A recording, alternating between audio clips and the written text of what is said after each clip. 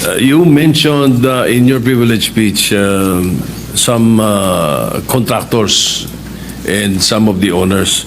Now, Mr. President, may I go on? The Alpha and Omega construction and the St. Timothy constructions were included in the top 15 flood control contractor list from President Bongbong Marcos on during his press conference. Yeah. And if I'm not mistaken, you also mentioned something to that effect in your privilege speech. Now, on the Securities and Exchange Commission papers, iba-iba po ang owners ng composition of the company. But in actuality, alam ng lahat na iisa lang ang may-ari nito. Same owner of the once blacklisted St. Gerard Construction. Now, they will deny this fact until they can.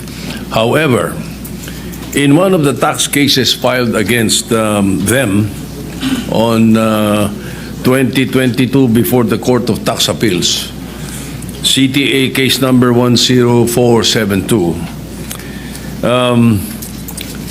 to be exact, the same and one address lang ang ginagamit for St. Timothy, St. Matthew, St. Gerard, and Alpha and Omega Construction Corporations.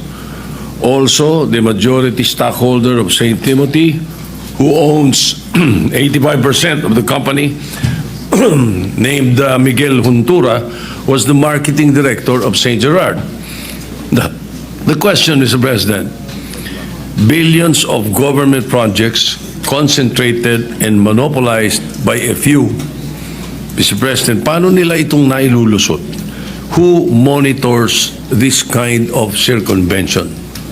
We have an agency, Mr. President. It is called the Philippine Contractors Accreditation Board, or PICAB, which is the implementing board of the CIAP, a Construction Industry Authority of the Philippines. Incidentally, this authority is under the DTI, pero it seems na medyo na haluan na rin yata ng konting, o hindi lang konti, nakatiwalian pagdating sa mga flood control projects, because information keep coming in sa aming opisina na itong PICAB nagre-resort na sa accreditation for sale.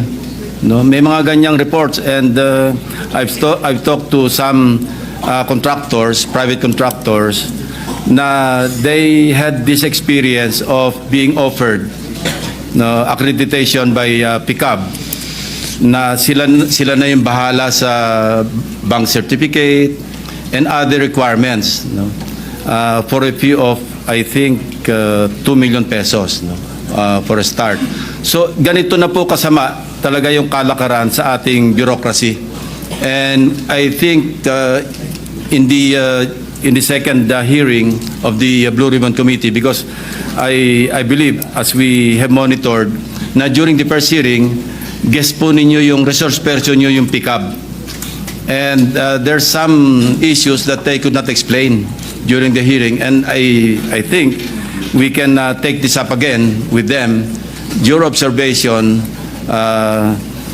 in relation to St. Timothy and Alpha and Omega. Incidentally, Mr. President, Alpha Omega was mentioned by the Pride of Congress, who incidentally is the produced seed of our distinguished colleague, Senator Lauren Legarda. Sabi ko nga, move over, Senator Legarda, there's a new kid on the block.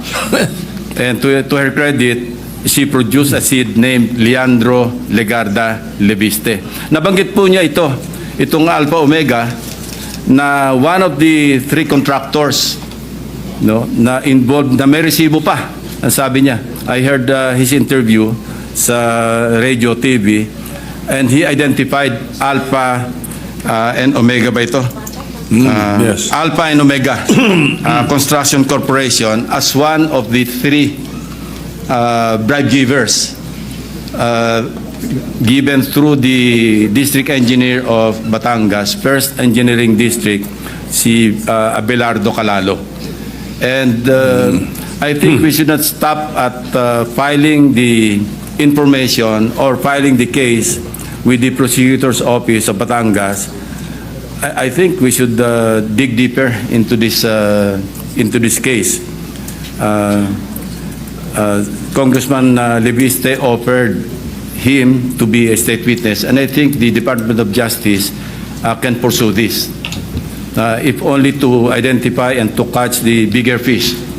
Kasi lumalabas ngayon, as I mentioned in my privilege speech, naging bagmen na lang, naging legmen yung mga district engineers. No? Sila na lang yung tagatakbo ng mga contractors, and who knows, maybe even the funders who are the sponsors or proponents of insertions in the GAA. Well, thank you for that, Mr. President. May I know how the Philippine Contractors Board is formed? Ano ba ito? Paano nabubuo itong board na to? Who appoints the members? Who elect the members? Let me look into that, Mr. President. But I think that's a good question to be raised in the second hearing of the Blue Ribbon Committee, led by our distinguished colleague, Senator Marcoleta. No? I-take note natin, Mr. President, so we can ask this question. That's good. Thank you very much. Now, speaking of government officials, to determine the involvement of government officials or intertwined ownership with those who have been blacklisted or those who have tax evasion cases, do you think we should also try to dig deeper during the evaluation of project contractors, such as going into the layers of their ownership? Hindi po ba dapat ganun ang gawin?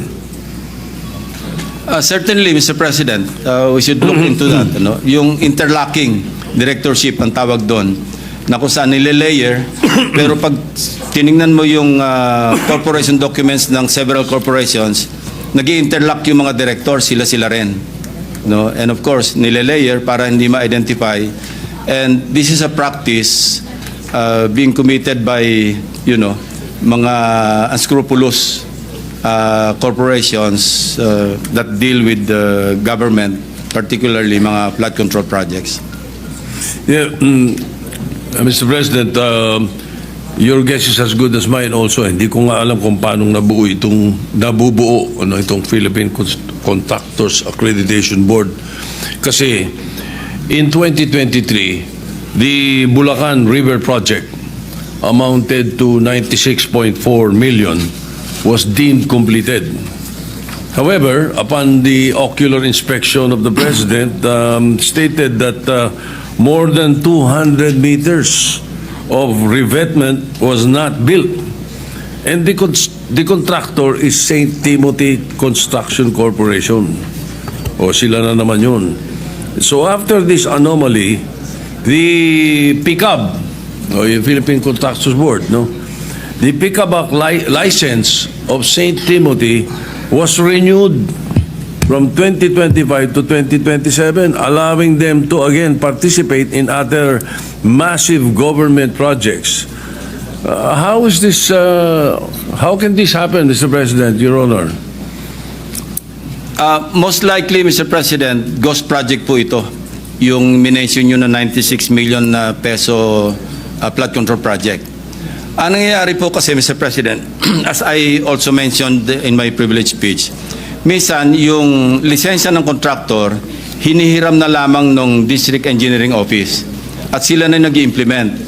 And the District Engineer is the one, upon receipt of the what we call Project Designation Order. So mag-organize na siya, he will appoint the Project Engineer, PE. And he will also appoint yung inspector unit, yung mag-i-inspect. And even if hindi makumpleto yung project kasi nga ghost, mag-i-issue na rin sila ng tinatawag na Statement of Works Accomplishment. Puro papel po ang tumatakbo, ang umaandar without the project being completed. And I think there's a failure in the monitoring system of the Department of Public Works and Highways in the central office. Kasi meron silang monitoring office under, I think, under a USEC in the department. Ito yung nagmo-monitor ng progress ng lahat ng mga projects, not only flood control projects, but all kinds of infra projects under the auspices or supervision of the Department of Public Works and Highways. So I don't know how high up yung syndicate, but it seems that the DPWH has become a playground of syndicates. Kasi nung sinabi nga ni Secretary Bonoan na isolated case ang first engineering district ng Bulacan, I did not believe him, Mr. President.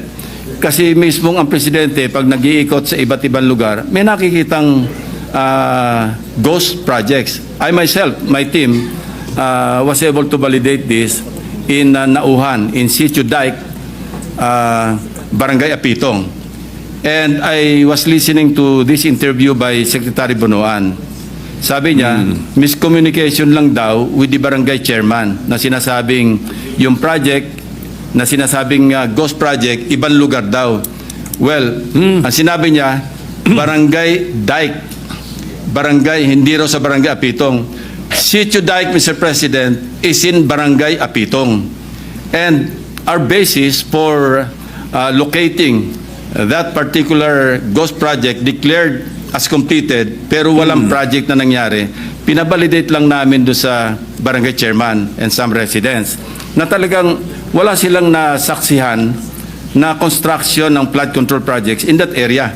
Kasi isang sitio lang naman to, Mr. President. Ang sinasabi niya, miscommunication, mali raw yung aming team, which I cannot accept, Mr. President, because, you know, I have this habit of validating, counter-checking, validating again before I open my mouth, especially in a privileged speech, because I know I will be fact-checked. You know?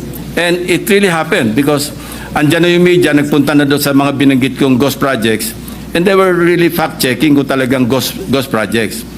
And here comes the DPWH Secretary, no less, no? Even accusing us, or insinuating at least, na mali kami, and mali rin daw yung media. So how could the Bulacan First District Engineering Office be an isolated case kung laganap na yung kaso? And man you, Mr. President, yung ginawa namin, in-undertake lang namin mga case studies because I already anticipated that line na hindi isolated case yan. Actually, we were ready to deliver, I was ready to deliver my privilege speech after Nauhan or after Oriental Mindoro. Sufficient na po yung mga case studies doon. But I told my staff, let's wait a while kasi sasabihin check yan, isolated case yung Oriental Mindoro. Let's go to other places and luckily for us, Mr. President, the President launched 1 week after his SONA, he launched the Sumbong sa Pangulo .ph website, and it was very helpful actually, and it continues to help our netizens, the media, and other people concerned with the anomalous flood control projects. Ang laking tulong po sa amin because exact location, the website provided us with the exact grid coordinates. Kaya nga pati yung multo, pati yung guni-guni nakita namin eh. Imagine, wala ka makikitang project pero natukoy pa rin ng aking team or teams kung saan nakalocate yung ghost projects. Why? Because of the Sumbong sa Pangulo website. Hindi makakaila, Mr. President. That's the reason why we were able to locate several ghost projects, mostly in Bulacan.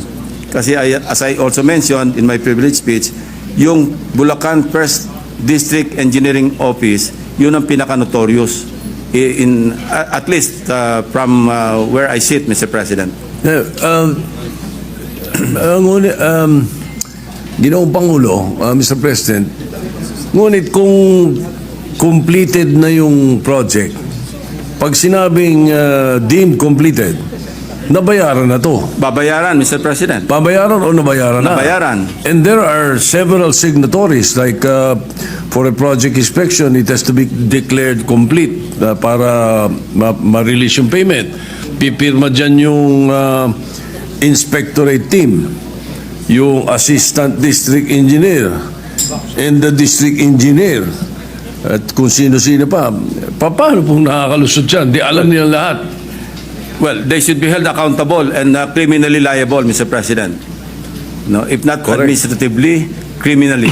Kasi kung hindi negligence ito, eh, may criminal, may violation sa batas, Mr. President. Kasi why would you certify on something na hindi naman totoo? No? And that's the reason why, kasi naabuso na in the course of time, Mr. President, hindi na nagkasya doon sa tinatawag kong pie sharing. Nagtipid pa, nagmenos pa, ginos project na, minaximize na. Kaya nga sabi ko, hindi na flood control ang hinahanap ng Pilipino, grid control. Kasi nasobra na yung grid na sinagasaan ng lahat. Wala na. Hubris, yung tawag natin doon, Mr. President, hubris. Kasi nahirate, and we also encountered cases or case studies wherein nag-ghost na, pinus pa yung lot harder, ginos pa ulit for the succeeding year.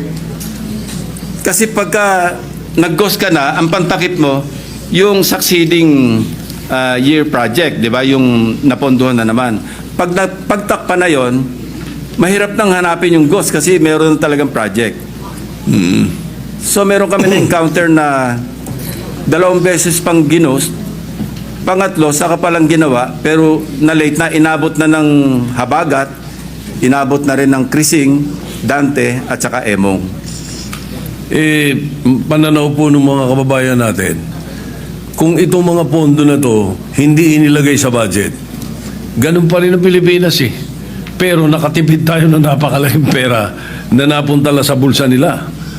Hindi po ba? Ganun ang nangyayari. Yes, Mr. President. But kung hindi naman natin popondohan, wala naman tayong flood control projects.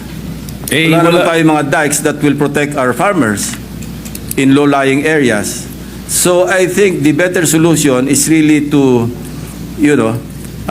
put our foot down, on the entire process of implementing projects from the time a legislator proposes an insertion in the national budget measure.